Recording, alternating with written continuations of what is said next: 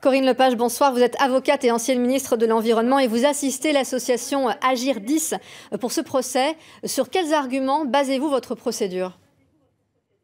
Écoutez, sur 2 arguments majeurs.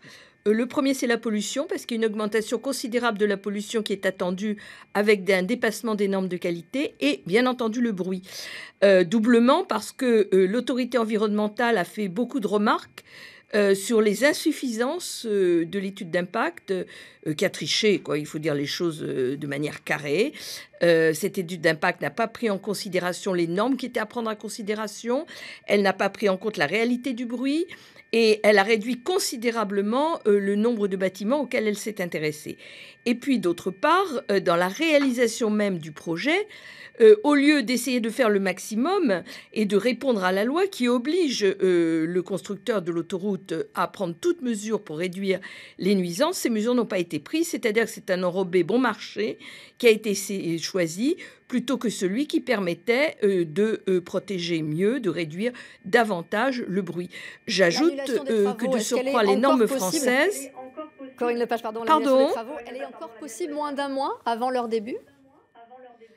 Écoutez, on va éventuellement, déposer un référé suspension. On va voir ça avec, l'association, Agiradis parce que il est clair que c'est des conditions de vie insupportables et qui nuisent à la santé. Je rappelle que l'Organisation mondiale de la santé a récemment réduit considérablement les normes et la France aujourd'hui est hors norme. Dans la loi par rapport à ce que exige, l'Organisation mondiale de la santé. 45 dB la nuit, 53 le jour. Nous, on a 45 et 55.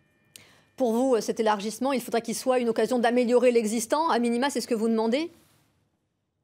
Oui, bien sûr, les riverains ne demandent pas, qu'il n'y ait pas d'élargissement, même si celui-ci va de toute façon augmenter considérablement la pollution et même si on peut se demander si le moment est vraiment bien choisi d'élargir les autoroutes, ils demandent de pouvoir vivre normalement. Je rappelle que c'est un droit constitutionnel.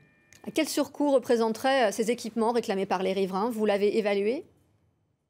Non, je ne l'ai pas évalué, mais c'est aux concessionnaires d'autoroutes de répondre à la Et loi, de le prévoir. c'est-à-dire de prendre toute mesure pour réduire les nuisances sonores. Ça n'a pas été fait ici. Merci Corinne Lepage d'avoir répondu à notre invitation.